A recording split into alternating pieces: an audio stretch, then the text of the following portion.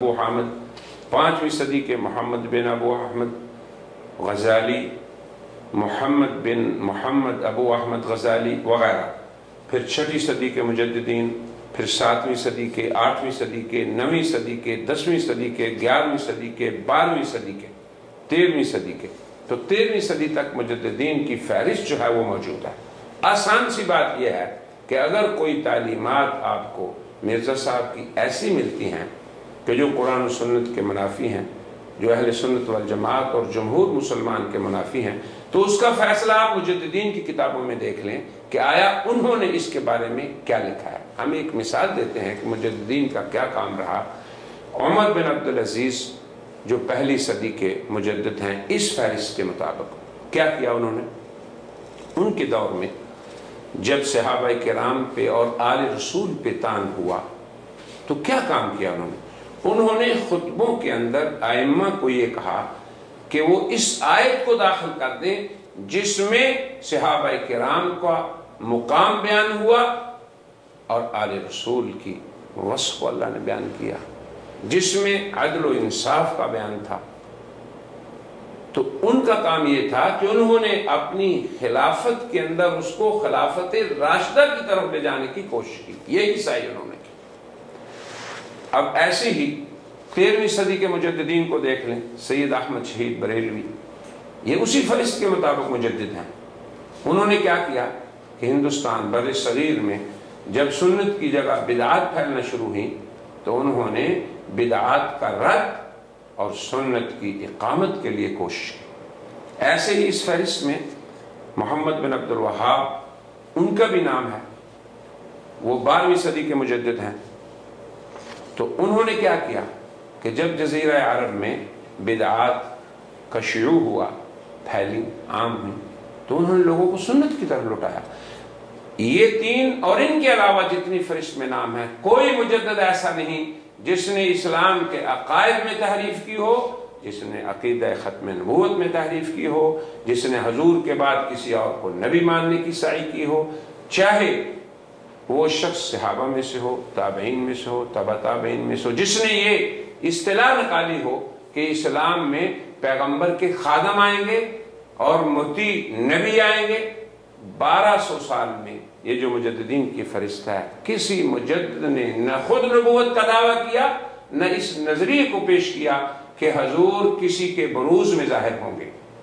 جب صحابہ کرام اپنی کامل اطاعت سے، جس کا قرآن نے بیان کیا کہ یہ لوگ ہیں جو پیغمبر کے صحیح مطیع ہیں، جو معیار ہے ایمان میں اور اطاعت پیغمبر میں، وہ کوئی شخص نبوت کے درجے کو نہیں پہنچ سکا۔ تابعین میں کوئی ایسا نہیں ہوا، تبع تابعین میں ایسا نہیں ہوا، ائمہ مجتہدین میں کوئی ایسا نہیں ہوا، نہ کسی مجدد نے ایسی بات کی۔ تو اب بات صاف ہے کہ یہ عقائد اسلام کے عقائد کے خلاف ہیں۔ اب کیا نتیجہ نکلا کہ گویا اقرار اور عقیدہ 2 مختلف ہو گئے۔ جب اقرار اور عقیدہ مختلف ہو گیا تو اقرار زبان کا باطل ہو گیا۔ امام محمد لکھتے ہیں کہ جس شخص نے زبان سے کہا لا الہ الا اللہ محمد رسول اللہ، مگر اس کا عقیدہ اس کے خلاف ہوا، فقد ابطل قولہ لا الہ الا اللہ، اس نے خود ہی اپنے اقرار کو باطل کر دیا۔ اسلام میں اندر کے ایمان کا اعتبار ہے، زبان سے کہنا ضروری ہے، مگر جب عقیدہ اور اقرار 2 مختلف ہو جائیں اور پھر عقیدہ وہ نہ ہو جو مجددین کا تھا، جو تابعین کا تھا، جو صحابہ کا تھا، جو قرآن و سنت کے اندر مجمع علیہ تھا۔ اب مرزا صاحب ایک جگہ لکھتے ہیں کہ میں تو تم میں سے ایک ہوں، میں تو اس چیز کو کفر سمجھتا ہوں کہ صحابہ کرام کی اجماع کا انکار کروں، میں تو اس چیز کو کفر سمجھتا ہوں کہ جس چیز پہ پوری امت جمع ہو چکی اس میں سے کسی چیز کا انکار کروں۔ خود وہ یہ کہتے ہیں۔ تو یہ معیار ہے جانچنے کا کہ کون ہے جو اپنے اقرار میں سچا ہے اور اس پہ قائم ہے، اور کون ہے جس نے اپنے اقرار کو اپنے عقائد سے باطل کر دیا۔ تو جو فریق قیامت تک ایسا ہوگا کہ اس کا زبانی یہ اقرار کہ وہ قرآن و سنت کو مانتا ہے، وہ لا الہ الا اللہ کہتا ہے، وہ قبلہ کی طرف نماز پڑھتا ہے، اگر اس کے عقائد میں سے کوئی عقیدہ قرآن و سنت اجماع صحابہ، اجماع امت، اجماع سلف صالحین اور یہ مجددین کے عقائد کے خلاف ہوگا تو یہ شخص اپنے قرار پہ قائم نہیں۔ اس کی ایک مثال اور میں آپ کو دیتا ہوں کہ اسلام میں مجدد نبی نہیں ہوتا، نبی کا انکار کفر ہے، مجدد کا انکار کفر نہیں۔ جب مجدد کا انکار کفر نہیں تو ہم یہ سمجھتے ہیں کہ مرزا صاحب کا سب سے بڑا انحراف یہ ہے کہ انہوں نے دعویٰ تو مجددیت کا کیا مگر اپنے نہ ماننے والوں کی تکفیر کر دی، اور پھر ایسی کھلی تکفیر کی، معاف کرنا، کہ امت کے کسی فرد کو انہوں نے نہیں چھوڑا اور کوئی مسلمان اس کائنات ہستی کا ان کی اس تکفیر سے نہیں بچا۔ تو یہ کہ کسی مجدد کے انکار پہ کسی کو کافر کہہ دیا جائے، یہ بھی انحراف ہے اور یہ بھی اسلام کے مسلمات کے خلاف ہے۔ اب لوگ تو یہ کہتے ہیں، یہی لوگ، کہ لوگ ہمیں کافر کیوں کہتے ہیں۔ میں یہ کہتا ہوں کہ مرزا صاحب نے کیوں سارے اہل اسلام کی تکفیر کی؟ کسی مومن کو کافر بنانا یہ مسلمان کا کام نہیں۔ مسلمان تو وہ لوگ ہیں جو اس دنیا میں ایمان کی دولت کو بانٹتے ہیں، وہ نہیں جو اہل اسلام کی تکفیر کرتے۔ ہماری نظر میں قادیانیت کا یا مرزا صاحب کا اسلام کے اصول سے پہلا انحراف، اجماع امت سے پہلا خروج اور الحاد فی آیات اللہ کی سب سے بڑی مثال یہ ہے کہ انہوں نے اہل ایمان کی اندھا دھند تکفیر کی۔ اس کی نظیر تاریخ اسلام میں کہیں نہیں ملتی۔ کسی اسلامی مجدد نے کسی مسلمان کی وجوہ کفر کے بغیر تکفیر نہیں کی، بلکہ کسی مسلمان کو ایسے ہی کافر کہہ دینا، اس کے بارے میں حضور اکرم صلی اللہ علیہ وسلم کا واضح ارشاد موجود ہے کہ کفر کہنے والے کی طرف ہی آ جاتا ہے۔ مگر یہاں تو معاملہ عجیب ہے کہ موجبات کفر کسی شخص میں پائے جائیں۔ مثال کے طور پہ اگر مرزا صاحب نے اس لیے تکفیر کیا کہ وہ نبی ہیں تو واقعی نبی کا انکار کفر ہے، ہم بھی یہی کہتے ہیں۔ مگر کیا مرزا صاحب کا دعوی نبوت بذات خود کیا حیثیت رکھتا ہے؟ یہ تو سوچنا چاہیے کہ حضور کے بعد دعوی نبوت کی شرعی حیثیت کیا ہے۔ حضور سے ہی پوچھ لیتے ہیں۔ حضور فرماتے ہیں انا خاتم النبیین لا نبی بعدی، میں آخری نبی ہوں، میرے بعد نبی نہیں۔ مرزا صاحب فرماتے ہیں ایک جگہ کہ یہ اتنی مشہور حدیث ہے کہ اس حدیث پہ کوئی شخص کلام نہیں کر سکتا۔ پھر خود ہی فرماتے ہیں کہ ہم تو ہر اس شخص پہ لعنت بھیجتے ہیں جو حضور کے بعد مدعی نبوت ہے۔ پھر وہ کہتے ہیں کہ اللہ تبارک و تعالیٰ نے چونکہ آیت خاتم النبیین میں حضور کو آخری نبی قرار دیا، اس لیے حضور کے بعد کوئی نبی نہیں آ سکتا۔ مگر یہاں بھی تھوڑی سی یہ گڑبڑ کی کہ قدیم اور جدید کا لفظ بڑھا دیا۔ ہم یہ کہتے ہیں کہ قدیم نبی اگر سارے بھی آ جائیں تو یہ حضور کی ختم نبوت کے خلاف بات نہیں جاتی، کیونکہ ختم نبوت کا معنی یہ ہے کہ حضور کے بعد کسی کو نبی نہیں بنایا جائے گا۔ اگر معراج کی رات کو سارے انبیاء حضور کی امامت میں نماز ادا کرتے ہیں تو یہ عقیدہ ختم نبوت کے بعد منافی نہیں۔ اگر عیسیٰ علیہ السلام آسمان سے اترتے ہیں اور حضور کی اطاعت گزار بن کے اس دنیا میں انہی کی دین اور انہی کی شریعت کو عام کرنے کی کوشش کرتے ہیں تو یہ ہمارا فیصلہ نہیں، نہ امت کا فیصلہ ہے، یہ اللہ کا فیصلہ ہے، یہ اس خدا کا فیصلہ ہے جس نے اس کو آسمان پہ اٹھایا تھا۔ اور پھر نبی اگر خود آ جاتا ہے اور حضور کی امتی بن کے آتا ہے تو یہ بات ختم نبوت کے منافی نہیں۔ ہاں یہ بات منافی ہے کہ ایک شخص کا نام حضور تک تو فہرست میں آیا نہیں، حضور تک تو وہ نبی بنا نہیں، پیدا بعد میں ہوا، امتی بنا، پھر امت سے ترقی کر کے، امتی سے ترقی کر کے جب نبوت پہ پہنچا تو یہ بات ختم نبوت کے منافی ہے۔ اب دو حیثیتیں ہیں، دو صورتیں ہیں کہ مرزا صاحب نے اس لیے لوگوں کی تکفیر کی کہ وہ مجدد تھے، تو یہ بات بھی اجماعی امت کے مسئلے کے خلاف ہے۔ دوسری بات یہ ہے کہ چونکہ وہ نبی تھے اس لیے نبی کا انکار کفر ہے، تو نبوت کا دعویٰ بذات خود کفر ہے حضور کے بعد۔ تو کیسے ان کو حق پہنچتا ہے کہ وہ اہل اسلام کی تکفیر کریں؟ کسی مجدد نے تو ایسا کام نہیں کیا۔ تو اب ہمارے خیال سے اس دور میں جب کہ ہمیں انسانیت کو ایمان کا نور پیش کرنا ہے، انسانیت کو ایمان کی دولت انسانوں میں ہمیں بانٹنی ہے، اور یہی خیر امت کا کام ہے، ہم مرزا صاحب کے کام کو بھی دیکھتے ہیں۔ مرزا صاحب لکھتے ہیں تذکرہ کے اندر، جو ان کے الہامات کا مجموعہ ہے، لکھتے ہیں خدا تعالی نے میرے پر ظاہر کیا ہے کہ ہر ایک شخص جس کو میری دعوت پہنچی ہے اور اس نے مجھے قبول نہیں کیا وہ مسلمان نہیں۔ معاف کرنا، یعنی جس شخص کو کسی ایسے انسان کا دعوی نبوت پہنچے جو حضور کے بعد پیدا ہوا اور حضور کے بعد ہی وہ کہتا ہے مجھے نبوت ملی، اس شخص کے بارے امت کا شرعی فریضہ کیا ہے؟ وہی جو صحابہ کرام کا تھا۔ مسلمہ کے بارے میں یہ معروف ہے کتابوں میں کہ اس نے نماز نہیں چھوڑی، زکوٰۃ نہیں چھوڑی، اذان نہیں چھوڑی، بلکہ اس کا مؤذن جب اذان دیتے ہوئے کہتا تھا اشہد ان محمد رسول اللہ، تو کہتا تھا اور اونچی آواز سے کہو۔ کوئی کام نہیں اس نے چھوڑا، صرف عقیدہ ختم نبوت کا انکار کیا۔ کوئی بات اس نے نہیں چھوڑی اسلام کی، کوئی عمل نہیں چھوڑا اس نے اسلام کا۔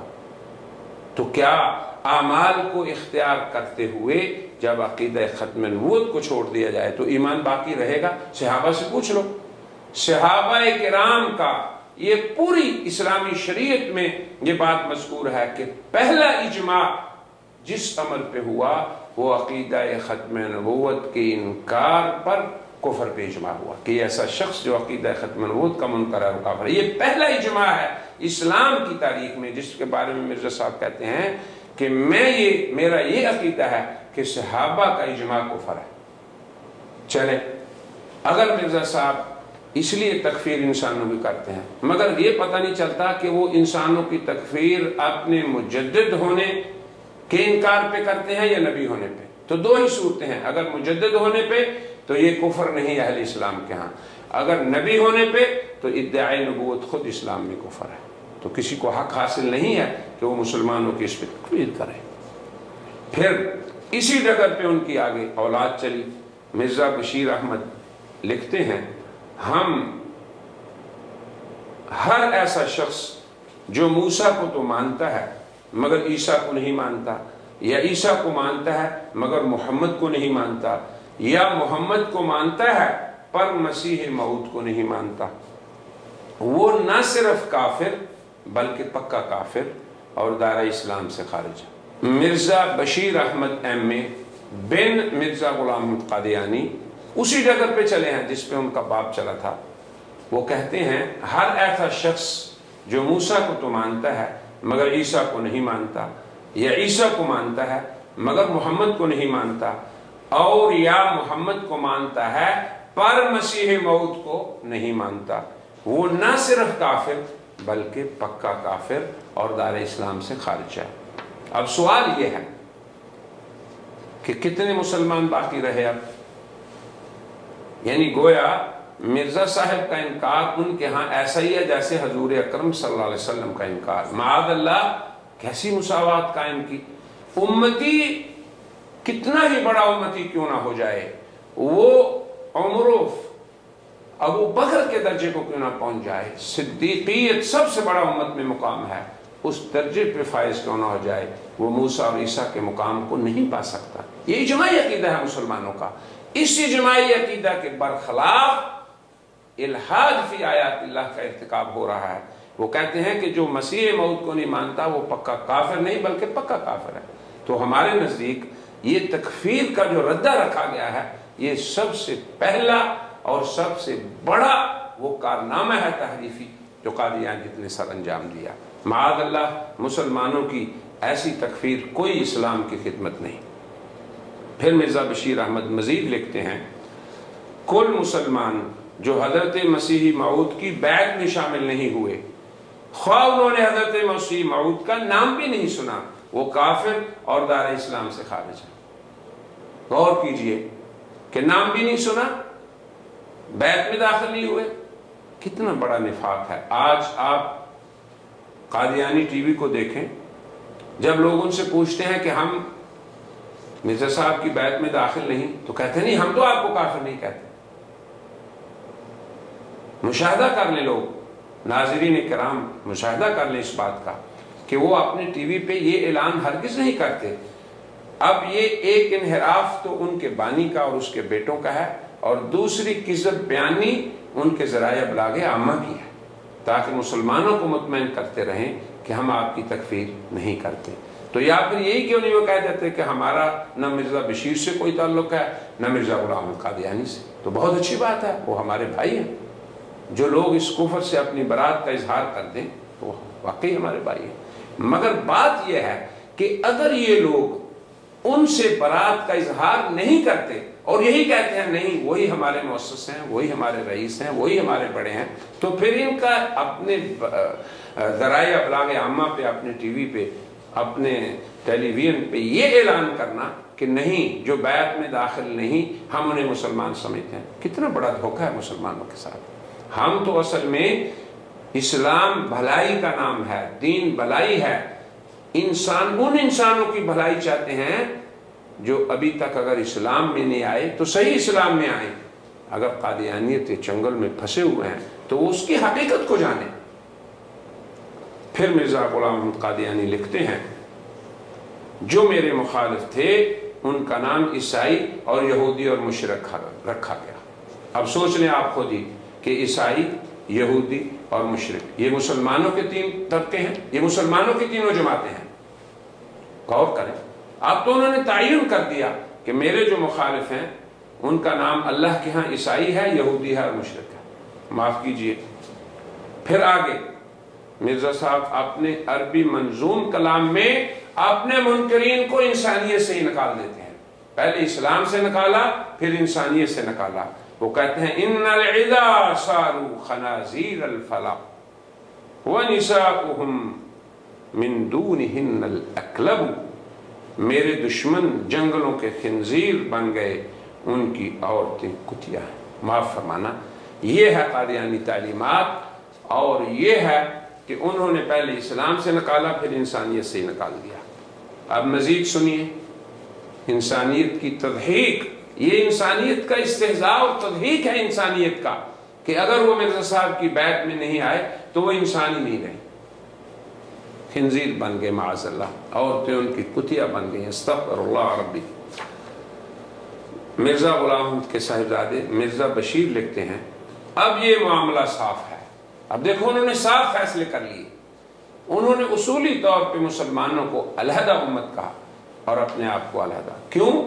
کہ نبی ایک اساس ہوتا ہے امت کی تشکیل کی.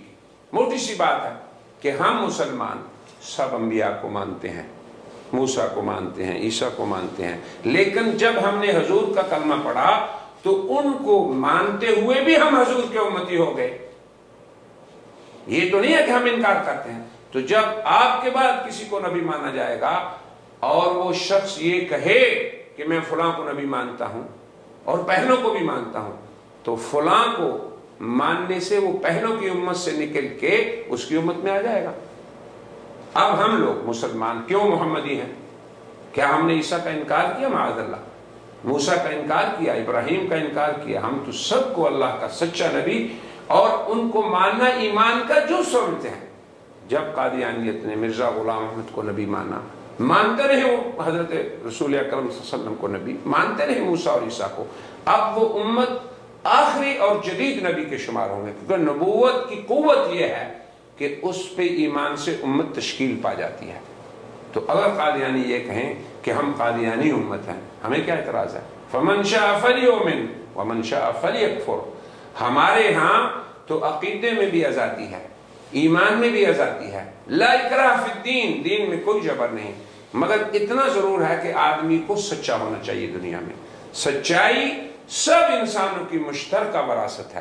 سچائی یہ ہے کہ جو جس کو نبی مان رہا ہے وہ اپنے آپ کو اس کا امتی کہے. یہ سچائی ہے.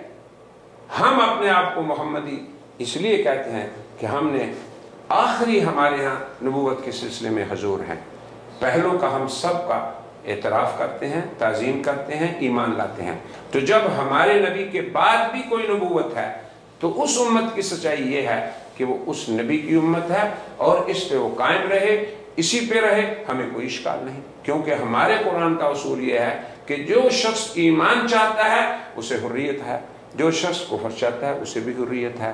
ہمارے دین میں کوئی جبر نہیں۔ یہ جبر تو یہ ہے کہ زبردستی آپ لوگ مسلمانوں کو کافر بنائیں اور پھر بھی یہ کہیں کہ ہم نئی امت نہیں ہیں، یہ جبر ہے، یہ دہشت گردی ہے، فکری دہشت گردی ہے کہ آپ اپنے فکر کو دیگر انسانوں پہ ناجائز مسلط کر رہے ہیں۔ یہ ضابطہ ہے دنیا کا کہ نبوت سے امتیں تشکیل پاتی ہیں۔ اب مرزا صاحب کے صاحبزادے کہتے ہیں اب یہ معاملہ صاف ہے، اگر نبی کریم کا انکار کفر ہے تو مسیح موعود کا انکار بھی کفر ہونا چاہیے۔ تو گویا یہ ہماری سمجھ میں آ گئی ہے بات، اتنی بات کہ مرزا صاحب نے اپنی مجددیت کی بنا پہ لوگوں کی تکفیر نہیں کی، اپنی نبوت کی بنا پہ تکفیر کی ہے۔ تو جب یہ بات ہے تو اب ہم شریعت سے پوچھ لیتے ہیں، موٹی سی بات ہے، ان مجددین کو جو آئے ہیں ان سے پوچھ لیتے ہیں، صحابہ کو پوچھ لیتے ہیں۔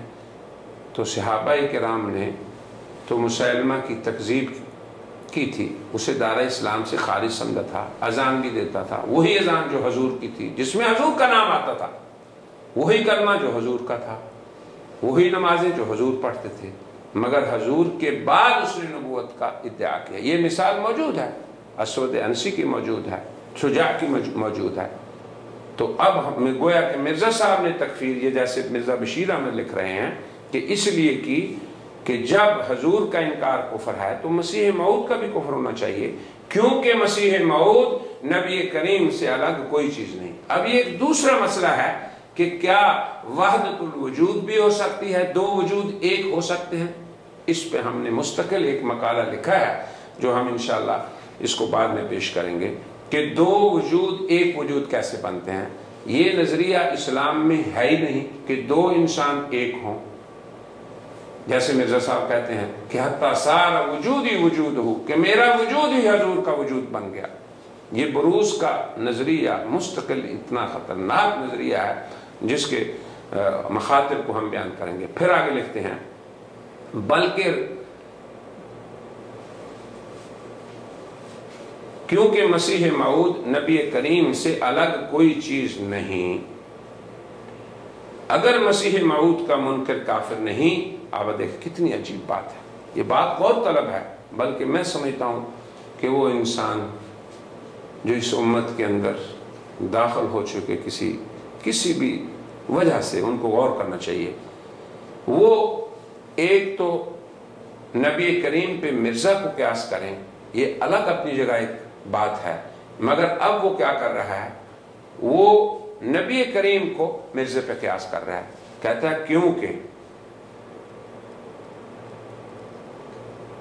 اگر مسیح موعود کا منکر کافر نہیں تو نعوذ باللہ نبی کریم کا منکر بھی کافر نہیں، کیونکہ یہ کس طرح ممکن ہے کہ پہلی بعثت میں تو آپ کا انکار کفر ہو، مگر دوسری بعثت میں، یعنی گویا کہ دوسری بعثت میں مرزا صاحب نہیں، محمد رسول اللہ ہے، مگر دوسری بعثت میں جس میں بقول حضرت مسیح موعود، یہ اللہ کا قول نہیں کہ مسیح موعود محمد رسول اللہ ہے، بلکہ یہ مسیح موعود کا قول ہے۔ وہ کیا قول ہے؟ یہ بھی نہیں کہ میں محمد کے برابر ہوں، نہیں، بلکہ دوسری بعثت میں بقول مسیح موعود آپ کی روحانیت اقوا اور اکمل اور اشد ہے۔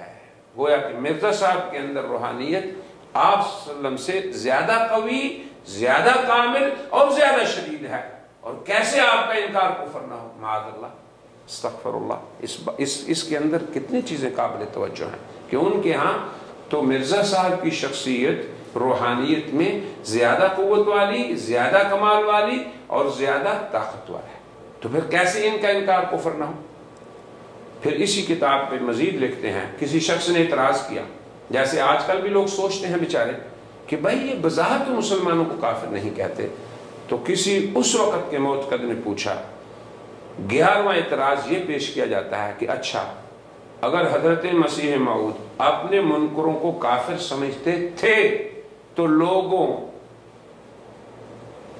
تو کیوں آپ نے ان سے وہ سلوک روا رکھا جو کافروں سے جائز نہیں، جیسے کہ قادیانی مسلمانوں کہتے ہیں کہ ہم بھی تمہاری طرح کے انسان ہیں، تو اس کا جواب یہ ہے کہ ایسا اعتراض کرنا معترض کی ناواقفیت پر دلالت کرتا ہے۔ مرزا بشیر احمد لکھتے ہیں 11واں اعتراض یہ پیش کیا جاتا ہے کہ اچھا اگر حضرت مسیح موعود اپنے منکروں کو کافر سمجھتے تھے تو کیوں آپ نے ان سے وہ سلوک روا کیا جو کافروں سے جائز نہیں؟ تو اس کا جواب یہ ہے کہ ایسا اعتراض کرنا معترض کی ناواقفیت پر دلالت کرتا ہے، یعنی معترض ناواقف ہے ہمارے مذہب کی حقیقت سے، ہم تو سمجھتے ہیں کافر، اور مرزا صاحب بھی سمجھتے رہے، کیونکہ ہم تو دیکھتے ہیں کہ حضرت مسیح موعود نے غیر احمدیوں کے ساتھ صرف وہی سلوک جائز رکھا ہے جو نبی کریم نے عیسائیوں کے ساتھ کیا، یعنی نبی کریم صلی اللہ علیہ وسلم جیسے غیر مسلموں کے ساتھ سلوک کرتے تھے، مرزا صاحب غیر احمدیوں سے یہی سلوک کرتے تھے۔ اب بات واضح ہو گئی کہ ان کے ہاں دنیا کے سارے مسلمان جو ہیں وہ مسلمان نہیں۔ اگر یہ کہو کہ غیر احمدیوں کو سلام کیوں کیا جاتا ہے، تو اس کا جواب یہ ہے کہ حدیث میں ثابت ہے کہ بعض اوقات نبی کریم نے یہود تک کے سلام کا جواب دیا، تو مسلمان یہ سمجھ لیں کہ اگر کوئی احمدی، کوئی قادیانی آپ کو سلام کرتا ہے یا آپ کے سلام کا جواب دیتا ہے تو وہ اس حدیث پہ عمل کر رہا ہے کہ نبی کریم نے بھی یہود کا سلام کا جواب دیا تھا، تو ان کے ہاں مسلمان یہود سے کم نہیں۔ ناظرین کرام، اہل اقرار کے دو گروہ، جن میں سے ایک اپنے اقرار کے ساتھ اپنے ایمان قلبی کے ساتھ قائم ہیں، اور دوسرا وہ گروہ جو اقرار کے ساتھ الحاد فی آیات اللہ، اللہ کی آیات کو ان کے درست معنی پر حمل نہیں کرتے، معنی اپنے ہوتے ہیں ان کے اور الفاظ قرآن کے ہوتے ہیں۔ اس دوسرے گروہ کا بھی آپ کو علم ہو گیا۔